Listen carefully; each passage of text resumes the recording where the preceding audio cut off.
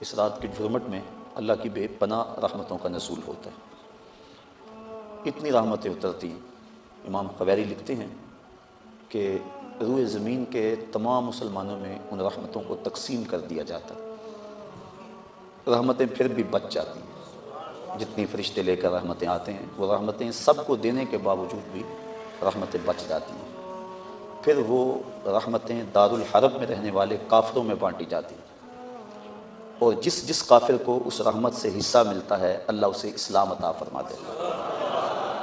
یہ جو آپ آئے دن سنتے رہتے ہیں کہ فلاں عیسائی مسلمان ہو گیا، فلاں ہندو مسلمان ہو گیا، تو امام قویری آپ لکھتے ہیں، آپ فرماتے ہیں یہ شب قدر کو آنے والی رحمتیں ہوتی ہیں، مسلمانوں کی جھولیاں بھر دی جاتی ہیں، اور پھر اس کے بعد جب رحمتیں بچ جاتی ہیں تو وہ دارالحرب کے اندر رہنے والے کفار کو بانٹ دی جاتی ہیں، اور انہیں اللہ پھر بعد میں ایمان عطا فرما دیتا ہے۔ اور ایک روایت کے لفظ اس طرح ہیں کہ پھر وہ رحمتیں چھوٹے بچوں میں بانٹ دی جاتی ہیں۔ اللہ کی رحمتیں کتنی عمیم ہیں اور اس کی رحمتیں کتنی وسیع ہیں۔ اللہ تعالیٰ کے محبوب علیہ السلام نے اللہ کی بارگاہ میں یہ عرض کی تھی کہ مالک، میں اب اپنی امت کو تیرا سلام پہنچاتا ہوں، تیری جانب سے جو سلامتیاں وصول کرتا ہوں وہ اپنی امت کو میں دیتا ہوں، تو جب میں چلا جاؤں گا تو تیری طرف سے اترنے والی سلامتیوں کو اور سلام کو میری امت تک کون پہنچائے گا؟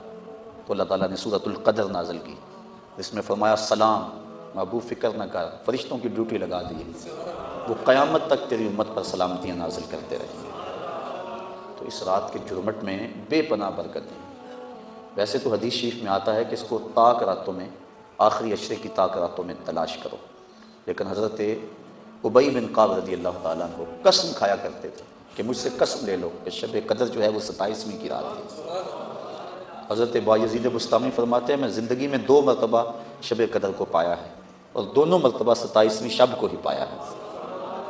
حضرت ابو الحسن ایک بزرگ ہیں، وہ کہتے ہیں جب سے میں نے ہوش سنبھلی ہے اس وقت سے لے کر اب تک ہر سال میں شب قدر کو پاتا ہوں، اور میرا تجربہ یہ ہے کہ اگر پہلا روزہ پیر کا ہو تو شب قدر 21 تاریخ کو ہوتی ہے، اور اگر پہلا روزہ جمعرات کا ہو تو شب قدر 25 تاریخ کو ہوتی ہے، اور اگر پہلا روزہ جمعے یا منگل کا ہو تو شب قدر 27 کو ہوتی ہے، اور اگر پہلا روزہ جو ہے وہ اتوار یا بدھ کا ہو تو شب قدر 29 کو ہوتی ہے۔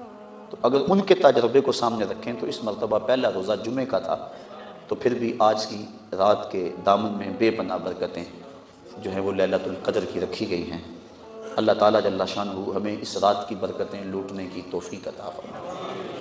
اس کی رحمتیں بازو پھیلائے آواز دیتی ہیں بندے کو کہ کوئی ہے بخشش مانگنے والا، کوئی ہے رزق مانگنے والا، کوئی ہے سوال کرنے والا، میں اس کی جھولیاں بھروں۔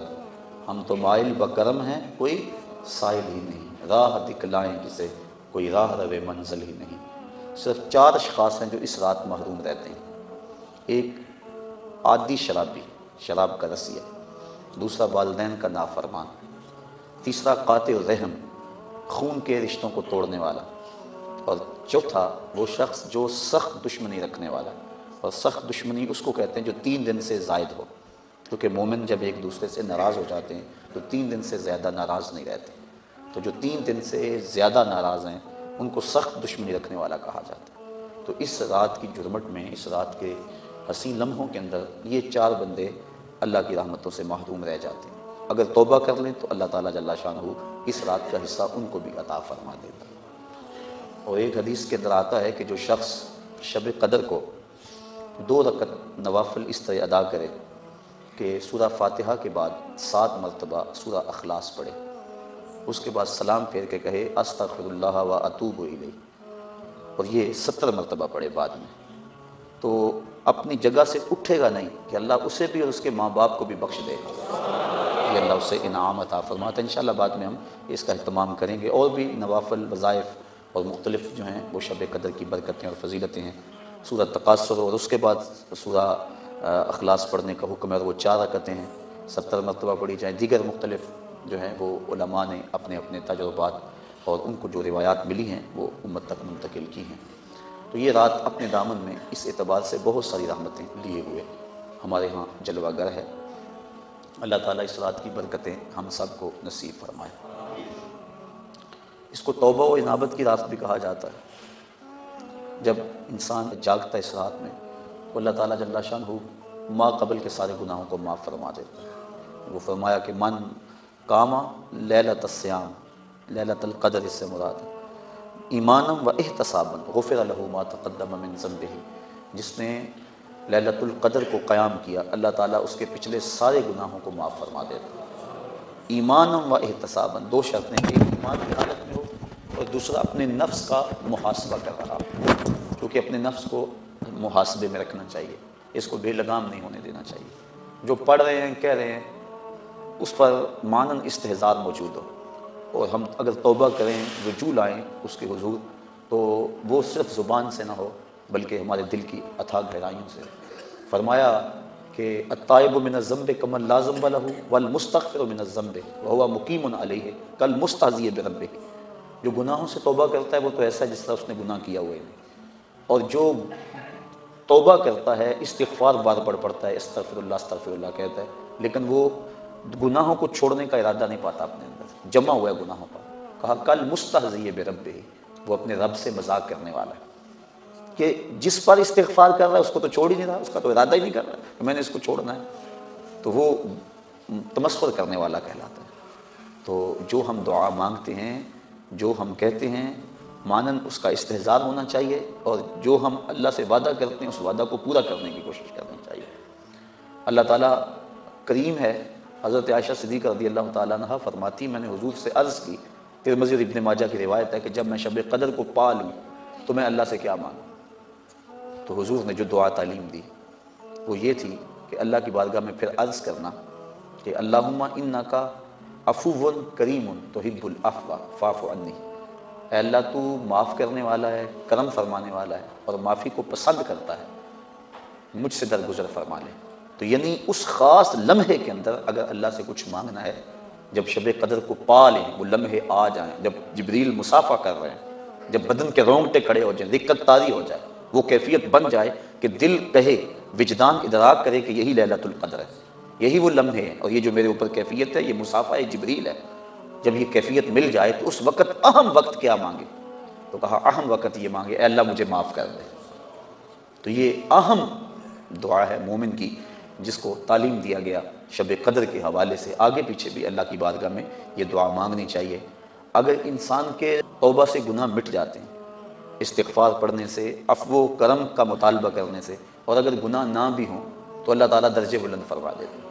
حضور علیہ السلام نے ارشاد فرمایا میں ہر روز اللہ سے 100 مرتبہ استغفار کرتا ہوں، 100 مرتبہ، جبکہ حضور کے دامن پہ تو گناہ کا ایک داغ بھی نہیں ہے، لیکن اس کے باوجود 100 مرتبہ حضور اللہ کی بارگاہ میں استغفار کرتے ہیں۔ اور ہم جو لتڑے پڑے ہیں گناہوں سے، صبح سے شام تک ہماری زندگی اسی دلدل میں پھنسی ہوئی ہے، تو پھر ہمیں تو بہت زیادہ استغفار کی ضرورت ہے۔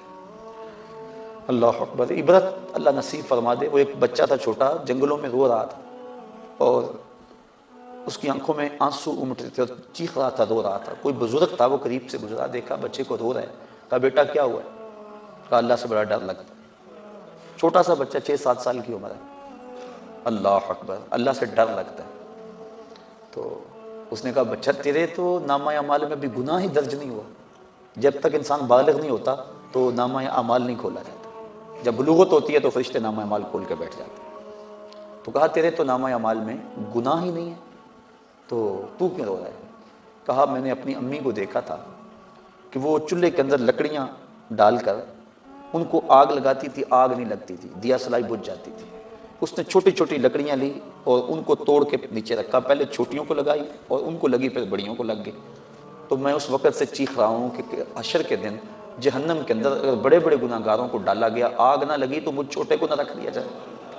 یعنی خوف اور خشیت کا عالم دیکھیے۔ تو کہا میں تو اس وجہ سے ڈر رہا ہوں۔ تو جن کے ذمے گناہ بھی نہیں ہیں وہ ڈر رہے ہیں، رو رہے ہیں، جس کے دامن کو اللہ نے عصمت کے پھولوں سے مزین کیا ہوا ہے، وہ تو روز 100 مرتبہ استغفار کریں اور اللہ سے توبہ کریں۔ اور ہم جو سراپا گناہ ہیں، ہماری سوچ، ہماری فکر، ہمارے خیال، ہمارے کاروبار گناہوں میں لتڑے ہوئے ہیں سب کچھ، تو اس لیے ہمیں بہت زیادہ ضرورت ہے اس بات کی کہ ہم اللہ کے حضور رجوع کریں۔ یہ ایک رات 1000 مہینے سے بہتر ہمیں دے دی گئی، 1000 مہینے کی عبادت کرو، 83 سال اور 4 ماہ بنتے ہیں۔ اتنی دیر قیام میں کھڑے رہو، رکوع اور سجدے میں کھڑے رہو، اور ایک رات عبادت میں گزار لو۔ اور ایک روایت میں پڑھا جو اس رات میں اللہ اکبر جتنی دیر میں بکری کا دودھ دھویا جاتا ہے، کتنی دیر لگتی ہے بکری کا دودھ دھوتے ہوئے، اتنی دیر قیام کیا، کھڑا رہا عبادت میں، نماز میں، جتنی دیر میں بکری کا دودھ دھویا جاتا ہے اللہ تعالیٰ اس کی مغفرت اور بخشش فرما دیتا ہے اور اس کو پوری لیلۃ القدر کی فضیلت عطا کر دیتا ہے، جس نے اتنا قیام کیا جتنا بکری کا دودھ دھوتے ہوئے وقت لگتا ہے۔ تو اللہ نے یہ مجھے اور آپ کو توفیق عطا فرمائی اور امت کو یہ مزاج عطا کر دیا کہ وہ جتنے مرضی گناہ گار ہوں شب قدر کو تو جاگنے کا معمول بن گیا ہے، اور کئیوں کو الحمدللہ توبہ بھی نصیب ہوتی ہے، پکی توبہ، اور یہ بہت بڑی دولت ہے۔ زندگی مختصر سی ہے، میں چونکہ تقریر اور گفتگو لمبی نہیں کرنی ہے، اختصار سے عرض کر رہا ہوں کہ مختصر سی زندگی ہے، پتہ نہیں کب سانسوں کی مالا ٹوٹ جائے اور ہم موت کی آغوش میں چلے جائیں، پھر کوئی حجت باقی نہ رہے۔